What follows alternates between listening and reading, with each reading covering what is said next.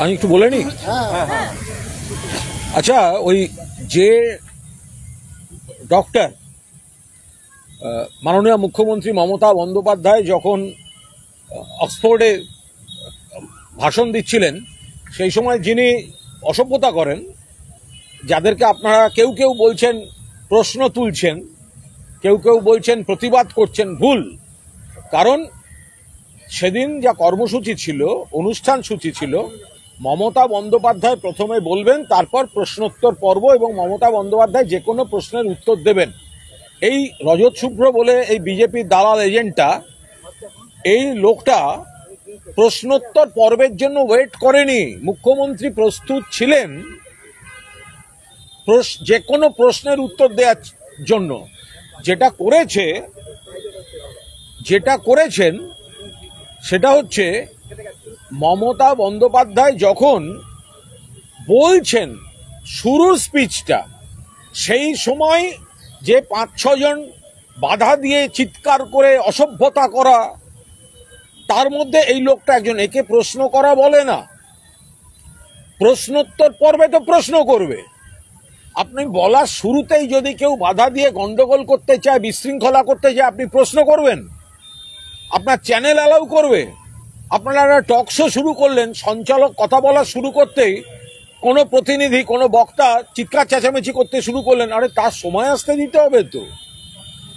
এবার দেখা যাচ্ছে একাধিক অভিযোগ আসছে, যেই লোকটা এমনিতেই কাল সুকান্ত মজুমদার গিয়ে প্রমাণ করে দিয়েছে যে হচ্ছে বিজেপির দালাল, বিজেপির এজেন্ট। ওই রাম বাম মিলেই 5-6 জন অসভ্যতা করেছিল। মমতা বন্দ্যোপাধ্যায় একটুও বাধাপ্রাপ্ত হননি, উনি বলছিলেন করুক, কিন্তু ওখানকার লোক ঘাট ধরে বার করে দিয়েছে, ওখানকার দর্শকরা। এখন দেখা যাচ্ছে ডাক্তার বলে যাকে বলা হচ্ছে, তার বিরুদ্ধে তো ওখানেই অভিযোগ আছে অ্যানাস্থেসিয়ার, যে রোগিনী প্রসব হচ্ছে, তিনি ঘুমিয়ে পড়েছেন। মানে ওখানে তিনি কন্ডেম ডক্টর, যাকে বিজেপি সিপিএম তাকে দালাল করে মমতা বন্দ্যোপাধ্যায়ের সভায় গিয়ে বিঘ্ন ঘটাতে গেছিল, তো কন্ডেম ডক্টর। অ্যানাস্থেসিয়ার যিনি বিশেষজ্ঞ নাকি একজন প্রসবের একটা মেজর সার্জারি, সে ঘুমিয়ে পড়েছিল। এবার প্রশ্ন হচ্ছে, এদিক ওদিক দেখা যাচ্ছে ওই লোকটা বলছে ব্রিটিশ পাসপোর্ট হোল্ডার। তো ব্রিটিশ পাসপোর্ট হোল্ডার যদি হয়, তাহলে ওসিআই কার্ড নিয়ে এখানে আসে, তাহলে এখানকার পাসপোর্ট নেই। তার কারণ ইন্ডিয়ান, এখানে তো ডুয়েল পাসপোর্ট অ্যালাউড নয়। যদি সত্যি ব্রিটিশ পাসপোর্ট হোল্ডার হয়, তাহলে ওসিআই কার্ড নিয়ে আসে, আর ওসিআই কার্ড নিয়ে এসে যদি এখানে রাজনৈতিক কথাবার্তা বলে, ঘাড় ধরে বার করে দেওয়া উচিত, ঘাড় ধরে এই লোকটাকে বার করে দেওয়া উচিত। এটা গণতান্ত্রিক রাজ্য, পুলিশ সংবেদনশীল, সেই কারণে সেটা করছে না। বা আমরা নইলে আমরা আমাদের জায়গায় অন্য কেউ হলে দাবি তুলতো, ওকে অবাঞ্ছিত ঘোষণা করে, যে বাংলাকে বদনাম করে, যে বাংলার মুখ্যমন্ত্রী সভায় বিশৃঙ্খলা সৃষ্টি করতে যায়, তাকে এখানে বাংলায় সে থাকবে কেন? তাকে অবাঞ্ছিত ঘোষণা করে 92-93 মরিস সেলুলোর মডেলে ঘাড় ধাক্কা দিয়ে কলকাতা থেকে বার করা উচিত। বিজেপির দালাল, সিপিএম এর দালাল, তৃণমূল বিরোধিতা করছে, নিজে একটা কন্ডেম ডাক্তার, তার বিরুদ্ধে কমপ্লেনের সব খবর আসছে ব্রিটেন থেকে। রোগিনীকে অপারেশন টেবিলে রোগিনী, আর এ ঘুমিয়ে পড়ে, ওর বিরুদ্ধে ঘুমিয়ে পড়ার অভিযোগ, দায়িত্ব জ্ঞানহীন কন্ডেম ডাক্তার। তো ফলে বিজেপির দালাল সুকান্ত গিয়ে আরো প্রকাশ হয়ে গেছে যে এটা হচ্ছে একদম বিজেপির দালাল। তো এই কন্ডেম ডাক্তার ভালো করে সবাই চিহ্নিত করে রাখুন। কলকাতার রাস্তায় যেখানে দেখবেন এই কন্ডেম ডাক্তারকে, এই বিজেপি সিপিএম এর দালাল বাংলা বিরোধীকে বাংলার নামে বদনাম করতে গেছিল, গুন্ডামি অসভ্যতা করতে গেছিল, যেখানে দেখবেন দাঁড়িয়ে জিজ্ঞাসা করুন। মুখ্যমন্ত্রীর বক্তৃতা শেষ করতে না দিয়ে অসভ্যতা করতে গেছিলেন কেন? তাকে কি প্রশ্ন করা বলে? তাকে কি প্রতিবাদ বলে? একে চিহ্নিত করে রাখুন। ওই ভবানীপুর এলাকার মানুষ চিহ্নিত করে রাখুন। একে সামাজিক বয়কট করা দরকার। এ বাংলা বিরোধী, এ বাংলার নামে কুৎসা করে। ও ওসিআই কার্ড নিয়ে এসছে কিনা সেটা খতিয়ে দেখা উচিত। আর ওসিআই কার্ড নিয়ে এসে যদি এখানে রাজনৈতিক কথাবার্তা বলে, ঘাড় ধরে কলার ধরে দেশ থেকে বার করে দেওয়া উচিত।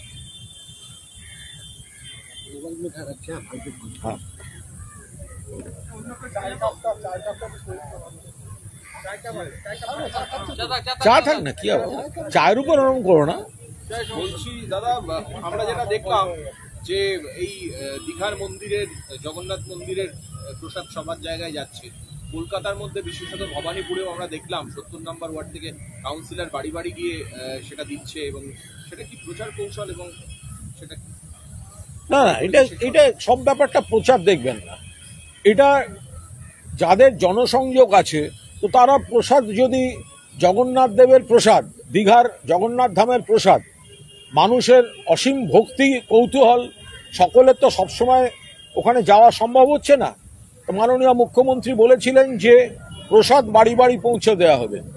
এখন সেখানে যদি জনপ্রতিনিধিরা বা আমাদের নানাভাবে তারা যদি প্রসাদ পৌঁছে দেন, তার মধ্যে দোষ কোথায়? তার মধ্যে অপব্যাখ্যা হবে কেন? জগন্নাথ ধামের প্রসাদ যাতে বিভিন্ন এলাকায় মানুষের কাছে পৌঁছয়, তার জন্য নানাভাবে সর্বশক্তিতে চেষ্টা করা হচ্ছে, তাই পৌঁছচ্ছে। অবাঙালি এলাকায় কিছু জায়গায় তৃণমূল কংগ্রেস পিছিয়ে ছিল ওয়ার্ডে, 70 নম্বর ওয়ার্ডে।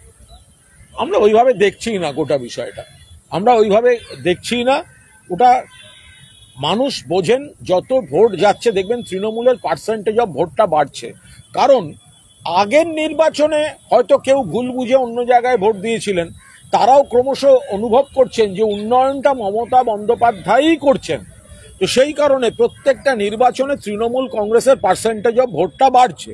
ফলে আপনারা আগের নির্বাচনে যদি বলে থাকেন ওই এলাকা অমুকের, দেখবেন এবার আবার মিলবে না। যদি কোথাও তৃণমূলের কোথাও কোনো দুর্বলতা বা খামতি থাকে, দেখবেন সেই এলাকার মানুষও এবার তৃণমূল কংগ্রেসকে ভোট দিচ্ছে। সকালবেলা বলছেন যারা টিএমসি এবং সিপিএম থেকে বিজেপিতে এসেছেন তারা সৌজন্যে অভ্যস্ত নন, তারা হিংসার রাজনীতি বা দুর্নীতির রাজনীতিতে অভ্যস্ত। তাই বিজেপির যে উদার রাজনীতি, বসুদৈব কুটুম্বকম বা সবকা সাথ সবকা বিকাশ বলেন, কিন্তু হয়তো হজম করতে পারেন না। সেই জন্য এই ধরনের মানুষদেরকে নিয়ে প্রবলেম হয়। কিন্তু বিজেপির যে নীতি কেন্দ্রীয় নেতৃত্ব দেখিয়েছেন, সেভাবেই বিজেপির চলা উচিত। দেখুন, দিলীপ ঘোষ যা বলেছেন তাতে তো এইটা বোঝা যাচ্ছে যে দিলীপ ঘোষ তিনি সরাসরি কিছু দলবদলু তৎকাল বিজেপি নেতাকে তিনি সরাসরি ইঙ্গিত করছেন। দলবদলু তৎকাল তাদের টার্গেট করেছেন দিলীপ ঘোষ। বলে তারা এখন উত্তর দেবেন যারা বিভিন্ন দল থেকে গেছেন। আমরা এইটুকু জানি, তৃণমূল কংগ্রেস অ্যাটলিস্ট সৌজন্যের রাজনীতি করে। তৃণমূল কংগ্রেস সৌজন্যের রাজনীতি না করলে দীঘায় জগন্নাথ ধামের উদ্বোধনে মাননীয় মুখ্যমন্ত্রীর প্রশাসন কখনোই বিরোধী দলনেতা থেকে দিলীপ ঘোষ, এপাশে বিমান বসু থেকে রবীন দেব, ওপাশে প্রদীপ ভট্টাচার্য, এনাদের তো আমন্ত্রণ করতো না। এবং দিলীপ ঘোষও সস্ত্রীক সেখানে গেছিলেন, সেই সৌজন্য রক্ষা করে তিনিও সৌজন্য দেখিয়েছেন। কিন্তু এখন দিলীপ ঘোষ তাঁর দলের কয়েকজনকে বলছেন বেছে তাঁর দলের বলছেন দল বদলু তৎকাল বিজেপি নেতাদের ইঙ্গিত করে বলছেন। এটা বিজেপির ঘরের সমস্যা। যারা দল বদলু, যারা হঠাৎ বিজেপিতে গেছেন, তারা দিলীপ বাবুর এই কথার উত্তর দিন। এবং এটাও বলছেন তৃণমূল থেকে আসা নেতারা কালচার নষ্ট করছে, দিলীপ ঘোষ বলেছেন। এটা বিশেষ কাউকে দিলীপ ঘোষ বলছেন, বিশেষ কোনো ব্যক্তিকে। দিলীপ ঘোষ যেটা বলছেন সেটা নির্দিষ্টভাবে কয়েকজনকে বলছেন, হয়তো কোনো ব্যক্তি বা ব্যক্তি সমূহ যারা তার পার্টিতে আছে। কিন্তু তৃণমূল কংগ্রেস যে সৌজন্যের রাজনীতি করে, এটা কিন্তু দিলীপ ঘোষ জানেন। আরে সৌজন্যের রাজনীতির জন্যই তো তিনি দীঘায় আমন্ত্রণ পেয়েছিলেন এবং তিনি সস্ত্রীক দীঘায় গেছিলেন। কিন্তু যারা মাঝপথে দলবদল করে, তৎকাল বিজেপি, দলবদলু বিজেপি, দিলীপ ঘোষ তাদের আক্রমণ করছেন। আচ্ছা, বিজেপি এই প্রসাদ বিলি নিয়ে যেটা বলছে যে মুখ্যমন্ত্রীর ওয়ার্ড থেকে এক শুরু হলো, এটা নিয়ে একটা রাজনীতি, প্লাস এই বেশ করেছে, প্রসাদ দেওয়া হয়েছে। বিজেপি কি ভাবছে না ভাবছে আমরা ভাবার মানে আমরা সেটা ভেবে দেখার প্রয়োজন মনে করি না। টাকাটা কোথেকে আসছে? বলছি টাকাটা আসছে 42 কোটি টাকা। মানুষ যেটা পাচ্ছেন, ওনাদের যদি টাকা নিয়ে হিসেব চাওয়ার হয় মন্দিরে গিয়ে দেখে আসুন। যারা মন্দিরটাকে সহ্য করতে পারছেন না, বিজেপি আসলে তৃণমূলের বিরোধিতা করতে গিয়ে সেটায় ব্যর্থ হয়ে শেষে এখন জগন্নাথ দেবের বিরোধিতা করতে নেমেছে। যে বিরোধী দলনেতা বাড়ি থেকে 30 কিলোমিটার দূরে মন্দিরে গিয়ে প্রণাম করার একটা সময় হয় না, তারা এখন প্রসাদ নিয়ে নেমেছে। যে পদ্ধতিতে হচ্ছে সেটা তো পরিষ্কার জানিয়ে দেওয়া হয়েছে। আবার অনেক জনপ্রতিনিধি আছেন, অনেক সাংগঠনিক নেতারা আছেন, তারা তাদের মতো করে যাচ্ছেন, পুজো দিচ্ছেন, সেই প্রসাদ এনে আবার নিজেরা তার এলাকায় বিলি করছেন, অনেকভাবে হচ্ছে। আরে প্রসাদ, এই বিরোধী দলনেতার এই বিজেপিকে মন্ত্র মানতে হবে। হরি গুরু, গুরু হরি, ভগবানে বিশ্বাস রাখতে হবে। বিশ্বাসে মিলায় কৃষ্ণ, তর্কে বহুদূর। আপনারা তৃণমূল বিরোধিতা করতে গিয়ে ভগবানের কাছ থেকে সরে যাচ্ছেন, ভগবানের বিরোধিতা করছেন। 42 কোটি টাকা রাজ্য সরকার খরচ করছে এই প্রসাদ বিতরণের জন্য, এবং যেটা জানা যাচ্ছে যে হিডকো বোর্ডে টাকাটা দিচ্ছে রাজ্য সরকারের তরফে। কিন্তু প্রশ্ন হচ্ছে, হিডকোর কাজ তো প্রসাদ বিতরণের জন্য টাকা দেওয়া নয়, তার জন্য উন্নয়নমূলক কাজ রয়েছে, প্রজেক্ট রয়েছে, সেগুলো না করে আপনি নিশ্চিত যে ওই টাকাটা ওই প্রসাদ বন্টনেই ব্যবহার হচ্ছে? এখন যাদের বিভ্রান্তি ছড়াবার কথা তারা নানাভাবে বিভ্রান্তি ছড়াচ্ছে। বাংলায় জগন্নাথ ধাম হয়েছে, প্রভু জগন্নাথ দেবের মন্দির হয়েছে, সেটাকে কেন্দ্র করে সাংস্কৃতিক এবং গবেষণার কেন্দ্র হয়েছে, একটা পর্যটন কেন্দ্র, আর্থসামাজিকভাবে তার উত্তরণ চলছে। লাখ লাখ মানুষ বাংলা থেকে যাচ্ছেন, অন্য রাজ্য থেকে আসছেন। এটা যারা সহ্য করতে পারছে না তারা বিভিন্নভাবে এই কনফিউশন ছড়াচ্ছে। যদি একটা রাজ্যের একটা কেন্দ্রকে ঘিরে আর্থসামাজিক ব্যাপক উন্নয়ন হয়, তাহলে সেই ইনফ্রাস্ট্রাকচারটাকে পৃষ্ঠপোষকতা করাটাও তো সরকারের একটা কাজ। ফলে যারা সেটা সহ্য করতে পারছে না, যে দীঘায় এত বড় একটা কাণ্ড হলো এবং দীঘাকে ঘিরে একটা অর্থনীতি, সারা পশ্চিমবঙ্গ অর্থনীতির লাভ হচ্ছে, পূর্ব মেদিনীপুরের লাভ হচ্ছে, অন্য রাজ্য থেকে ভক্তরা চলে আসছেন, তারাই এই কনফিউশন ছড়াবার জন্য এই ধরনের কথা বলছেন। বলছি এফআইআর তো হলো, অনুব্রত মণ্ডলের ফোন কবে নেওয়া হবে? এক, দ্বিতীয়ত হচ্ছে যে এই যে অনুব্রত কাজলার দ্বন্দ্ব কবে মিটবে? অনুব্রত মণ্ডল এবং কাজল শেখের কোনো দ্বন্দ্ব নেই। এটা সম্পূর্ণ একটা এত বড় পরিবার, এত বড় দল, তাদের মধ্যে কোনো জায়গায় কোনো কারুর মধ্যে ইস্যু ভিত্তিক মতপার্থক্য থাকতেই পারে, কিন্তু তার মানে এই নয় দ্বন্দ্ব। বীরভূমের রাজনীতিতে অনুব্রত মণ্ডল এবং কাজল শেখ একেবারে রাম লক্ষণ জুটি। ফলে এখানে তাদের মধ্যে কোনো ইস্যু ভিত্তিক কোনো ইস্যুতে মতপার্থক্য, কিন্তু মমতা বন্দ্যোপাধ্যায়ের ছবি সামনে রেখে তারা যখন লড়াইটা নিয়ে যান, সেখানে বিরোধীরা ধুয়ে মুছে সাফ হয়ে যায়। ফলে যারা অনুব্রত মণ্ডল আর কাজল শেখের দ্বন্দ্ব কি দ্বন্দ্ব নয় নিয়ে মাথা ঘামাচ্ছেন, দিনের শেষে রেজাল্টটা দেখবেন তৃণমূলের সাফল্য। সেখানে কিন্তু এই রামলক্ষণ জুটি কিন্তু খেলা হবে, স্লোগান কার্যকর করে দেবে। আপনার কি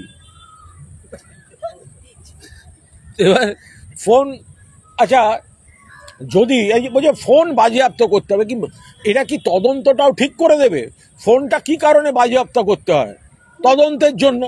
কল লিস্ট দেখবে তো, যার ফোন নিয়ে এই যে কেন ফোন বাজেয়াপ্ত হয়নি, তাকে যদি নোটিশ দেওয়ার পর সে ফোন নিয়ে হাজির হয় এবং ফোন থেকে পুরো তদন্তকারীরা তার কল লিস্ট দেখতে পারে, তো তাহলে ফোন বাজেয়াপ্ত করতেই হবে। এটা কোথায় লেখা আছে? ফলে এটা বাজেয়াপ্ত হবে কি হবে না এটা তদন্তকারীদের ব্যাপার।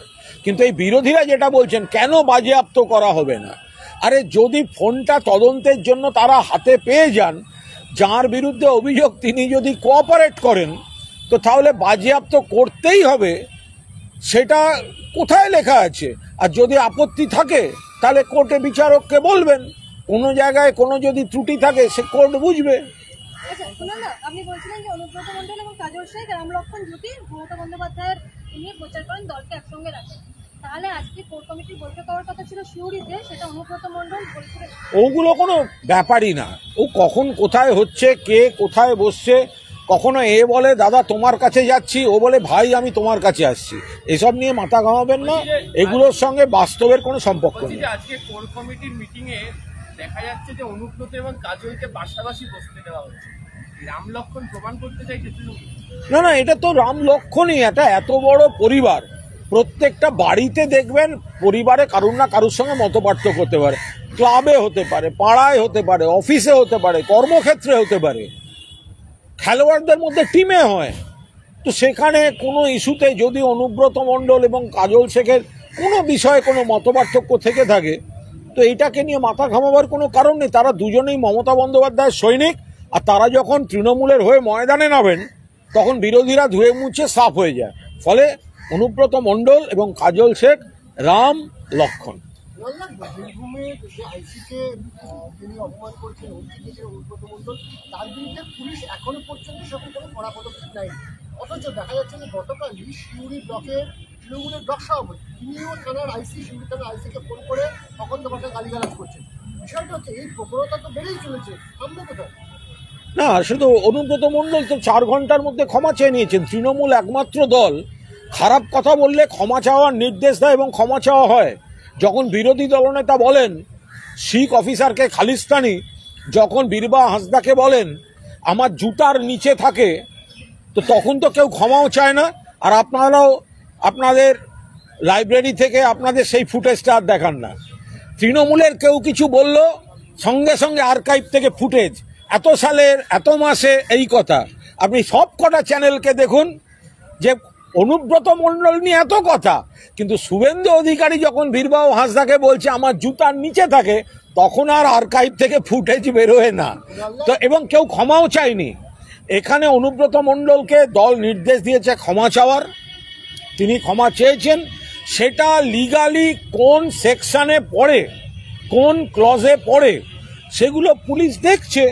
যে একজন কেউ মাথা গরম করে বলেছেন সেই সময় তার শারীরিক অবস্থা কী ছিল, কোন কারণে বলেছেন, যে কারণে তিনি বলেছেন একজন কর্মী মার খেয়েছে সেই জায়গাটায় তাকে যথাযথ প্রোটেকশন দিতে হবে, সেই সময় ব্লাড প্রেশার কী ছিল, সুগারের রুগী হলে সুগারটা কতখানি বেড়েছে, এই সমস্ত জায়গায় দাঁড়িয়ে সেই অবস্থায় তিনি কিছু বলেছেন কিনা, তারপর ক্ষমা চেয়েছেন কিনা, এবং গোটা বিষয়টা তখন এটা দণ্ডবিধির কোন কোন ধারা এবং উপধারায় পড়ে সেটা দেখে পুলিশ দেখছে খতিয়ে।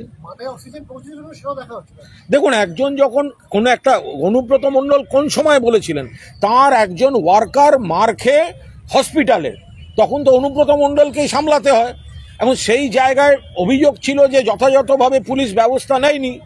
আমরা অনুব্রত মণ্ডলের খারাপ কথাগুলো সমর্থন করছি না, আমরা খারাপ কথাগুলোর নিন্দা করছি, কিন্তু একজন অসুস্থ মানুষ তিনি যখন তার একজন অনুগামীর শারীরিক অবস্থায় উদ্বিগ্ন হন, ফলে তার ব্লাড প্রেশার, তার যে উপসর্গগুলো সেগুলো তাকে কতটা ডিস্টার্ব করেছে, তিনি কোনো কথা বলে ফেলেছেন, খারাপ কথা, অন্যায় কথা, ক্ষমা চেয়ে নিয়েছেন। তো সেইগুলো বলার পর, ক্ষমা চাওয়ার পর, তখন সেটা কোন ধারা এবং উপধারায় পড়ে সেগুলো খতিয়ে দেখে পুলিশ ব্যবস্থা নিয়ে নেবে, আইনের পথে চলবে। সুকান্ত মজুমদারের একটি মন্তব্যকে ঘিরে একটা বিতর্ক তৈরি হয়েছে, তিনি যে কথাটি উল্লেখ করেছেন সেটা নিয়ে আপনারাও অলরেডি প্রোটেস্ট করেছেন। সুকান্ত মজুমদার তিনি অত্যন্ত উচ্চ শিক্ষিত, তিনি অত্যন্ত একটা ভয়ঙ্কর ব্যাপার, এবং তিনি কেন্দ্রের শিক্ষা দপ্তরের হাফ প্যান্ট মন্ত্রী। তো তিনি গত কয়েকদিন ধরে প্রচুর লুজটক করছেন, কারণ তার কেটে গেলে যে লুজটক করে সেই তার কাটা লুজটক করছেন। এবার তিনি বলছেন তিনি সোনাগাছির মা বোনেদের যারা পেশাগতভাবে সেক্স ওয়ার্কার তাদেরকে অত্যন্ত খারাপভাবে দেখে তার উপর দাঁড়িয়ে একটা বিকৃত রাজনৈতিক মন্তব্য করছেন। আমাদের প্রতিবাদটা এই জায়গায় যে যারা যৌনকর্মী বা সেক্স ওয়ার্কার, তাদের জীবনের যে যন্ত্রণা, তাদের যে বাধ্যবাধকতা, তাদের যে লড়াই, তাদের যে অশ্রু, এবং আজকের দিনে তাদের কিন্তু শ্রমিক অধিকার দেওয়ার দাবি উঠে গিয়েছে। সেই যুগে দাঁড়িয়ে এই মা বোনেদের ইনসাল্ট করেছেন সুকান্ত মজুমদার। ওনার বিরোধী দলনেতা কাউকে অপমান করবেন, ওনার আর এক নেতা কাউকে অপমান করবেন, উনি লোককে অপমান করে বেড়াবেন, এর মানে কি? সোনাগাছিতে যারা যৌনকর্মী বা সেক্স ওয়ার্কার হিসেবে কাজ করেন বা বাধ্য হয়ে এই প্রফেশনে এসেছেন, অনেক যন্ত্রণা থেকে এসেছেন এবং সেখানে কোনোভাবে মানিয়ে নিয়ে কাজ করছেন, তাদের অপমান করার অধিকার কে দিয়েছে এই সুকান্ত মজুমদারকে? এই মা বোনেদের কাছে ওনার ক্ষমা চেয়ে নেওয়া উচিত। দুজন মারা গেছে, তার মধ্যে একজনের বয়স 10 বছর। পুলিশ জানাচ্ছে যে দুজন মারা গেছে তারা দুষ্কৃতী, তারা বোমবাদ থেকে এই ঘটনা ঘটেছে। স্থানীয়দের বক্তব্য যে এরা তৃণমূল করে, তৃণমূলেরই গোষ্ঠীদ্বন্দ্বের জন্য বোমাবাজি করার জন্য বোমা হয়েছে। কোনো গোষ্ঠীদ্বন্দ্বর বিষয় নেই, আর চারপাশে সবাই তৃণমূল। আপনি যেদিকে দেখবেন তৃণমূল, পাহাড়ে যাবেন তৃণমূল, সমুদ্র তটে যাবেন তৃণমূল, ওই সুন্দরবনে যাবেন তৃণমূল, জঙ্গলমহল যাবেন তৃণমূল। তা সমাজে তৃণমূল বেশি। এবার কোথাও কোনো ঘটনা ঘটলেই তৃণমূলের ঘাড়ে চাপিয়ে দেওয়া, এটা কোনো কাজের কাজ হতে পারে না।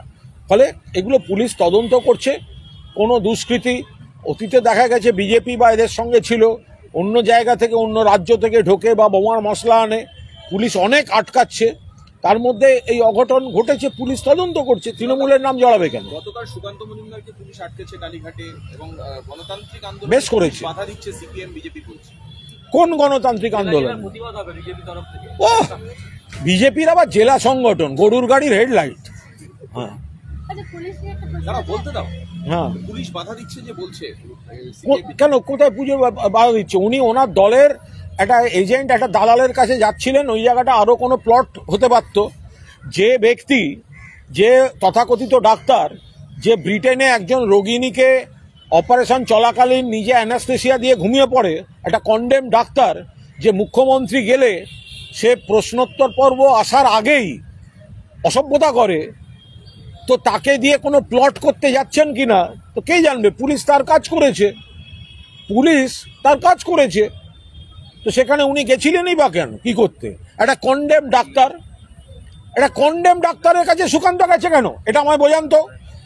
যার বিরুদ্ধে বিদেশে অভিযোগ রয়েছে যে অপারেশন থিয়েটারে রোগিণীকে রেখে সে ঘুমিয়ে পড়ে, অ্যানাস্থেসিয়া যা দেওয়ার কথা, পৃথিবীর সবাই জানে একটা কন্ডেম চিকিৎসক, তাকে ওখানে সবাই চিকিৎসা করায় কিনা সন্দেহ আছে, তার কাছে কি করতে দেখা করতে যাচ্ছিলেন? কি করতে দেখা করতে যাচ্ছিলেন সুকান্ত মজুমদার? এতে তো ফাঁস হয়ে গেল যে অক্সফোর্ডে যে অসভ্যতাটা হয়েছিল সেটা এই সিপিএম বিজেপি এদের সব চক্রান্ত হয়েছিল। গোঘাটে আজকে একজন বিজেপি নেতা রহস্য মৃত্যু ঘটে। ওটা নিজেদের বিষয় সম্পূর্ণ। খুন এবং ওইসব ওগুলো সব প্রথমে ঢাকতে ওইসব বলে বসে। পরিবার কিছুদিন ভালো তদন্তটা হোক, দেখতে পাবেন হোয়াট ইজ হোয়াট। তার কারণ ওখানে তৃণমূলের কেউ ওটার মধ্যে জড়িত নয়, এবং বিজেপি আগেও করেছে। উত্তরবঙ্গে দেখেছিলেন একটা ঝুলন্ত ডেড বডিকে কি বলে চালিয়েছিল। কাশীপুরে প্রায় অমিত শাহকে নিয়ে গিয়ে হাজির হচ্ছিল, মাঝ রাস্তায় অমিত শাহ বুঝতে পেরেছেন নেতারা মিথ্যা কথা বলছে, গাড়ি ঘুরিয়ে পালিয়ে গেছিলেন। পুলিশ নিয়ে বিজেপি বলছে যে এই প্রসঙ্গে এই ঘটনা তো নতুন নয়, পুরুলিয়া এই ঘটনাটা নতুন নয় যে কোনো মৃত্যু বা ব্যক্তিগত কারণে মৃত্যু বা নিজেদের পারিবারিক কারণে মৃত্যু বা ব্যক্তিগত শত্রুতায় মৃত্যুকে বিজেপির রাজনীতিতে দেখানো এবং তারপর দুদিন বাদে আসলটা সামনে এলে ল্যাজ গুটিয়ে পালিয়ে যাওয়া, এটা নতুন নয়। দাদা, একটা পুলিশ নিয়ে প্রশ্ন আছে। হ্যাঁ। রায়গঞ্জের পাওনাচড়া এলাকায় পুলিশ সুপার এবং জেলা শাসকের বাংলোর পাশে পুলিশ কর্মীর দাদাগিরি। আমি বলতে পারবো এই কোথাকার কোন পাড়ায় কে কি করেছে। যেটা হয়েছে সুকান্ত মজুমদার এবং চিকিৎসককে নিয়ে, সেই প্রসঙ্গে বিরোধী দলনেতা তিনি বলছেন এত অদ্ভুত অসভ্যতা করছে, করে নিক, আর 8 মাস বাকি আছে। ভাইপোর পুলিশ, মমতা পুলিশ যা করছে করছে। জেপিনারটা এখানে আক্রান্ত হলেন, তখনও সরকার জাহাঙ্গীর এই নামগুলো উঠে এসেছিল। এগুলো অবান্তর কথা। যে ব্যক্তি বাংলার নামে ভুল প্রচার করেছে, কুৎসা করেছে বিদেশের মাটিতে, বাংলার শত্রু, একটা কন্ডেম ডাক্তার, যে ডাক্তার বিদেশে একজন রোগিণীকে অপারেশন টেবিলে শোয়ানো অবস্থায় ঘুমিয়ে পড়ে অ্যানাস্থেসিয়ার, এবং সেখানে এই বিষয়টা নিয়ে ব্যাপক চাঞ্চল্য ছিল, যার জন্য ও এক ঘরে। হঠাৎ একটা কন্ডেম ডাক্তারের মানে দরদ উঠছে কেন বিজেপির একটা কন্ডেম ডাক্তারের? কারণ প্রমাণ হয়ে যাচ্ছে যে এইটা দালাল হচ্ছে বিজেপির আর ওই সিপিএমের, যে ওখানে আমি গিয়ে অসভ্যতা করব, তোমরা আমাকে একটুখানি দেখে দিও। ওখানে আমি মমতা বন্দ্যোপাধ্যায় এলে প্রশ্নোত্তর পর্ব অবধি আমি যাব না, আমি তার আগে অসভ্যতা করব, তোমরা আমায় একটু দেখে দিও। তাহলে এই লোকটা থাকবে কতদিন এখানে? ও চলে যাক, ও অবাঞ্ছিত, ও কলকাতা থেকে চলে যাক, ও দূর হয়ে যাক। ওকে পুলিশের উচিত কলার ধরে ঘাট ধরে এখান থেকে বার করে দেওয়া। এটা গণতান্ত্রিক রাজ্য বলে এখানে থাকতে পারছে। আমি জানতামই না পুলিশ ওখানে 155 ধারা লাগু করেছে, আমি নাকি রাস্তা অবরোধ করেছি, আপনারা সবাই দেখেছেন। সুকান্ত মজুমদার যে ধারা জানতেন না কোন রাস্তায় কি আছে, দিল্লির উপকণ্ঠে কৃষকরাও জানতো না। কৃষক আন্দোলনে যখন দিল্লিতে ঢুকতে যাচ্ছিল, তখন এই সুকান্ত মজুমদারদের পুলিশ লাঠি গুলি চালিয়ে কৃষকদের বেধড়ক মেরে ওখান থেকে বার করে দিয়েছিল। সুকান্তবাবুকে তো মারা হয়নি, পুলিশের কাজ করেছে। সুকান্তবাবুকে বলে বুঝিয়ে একটা সুন্দর এসিতে গাড়িতে তুলে একটু দূরে নামিয়ে দিয়েছে, এই তো। পুলিশের গাড়ি পুলিশ সামনে রেখে যেভাবে রাস্তা অবরোধ করলো, সেই পুলিশের গাড়ি চালককে অ্যারেস্ট করা উচিত। উনি পাগল হয়ে গেছে, ওনার মাথা ফাতা খারাপ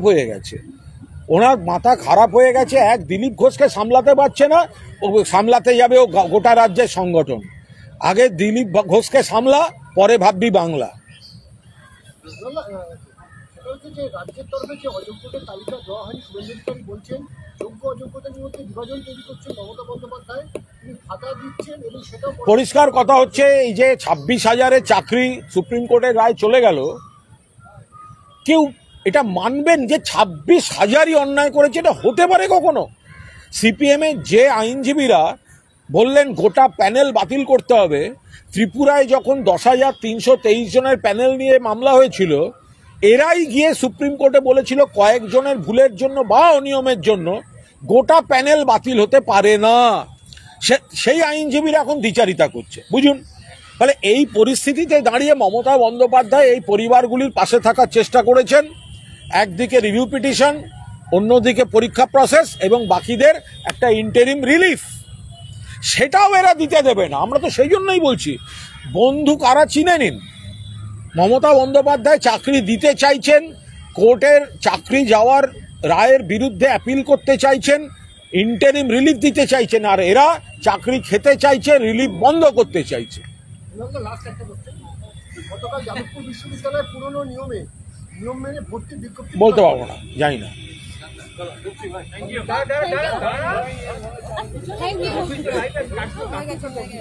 ঠান্ডা হয়।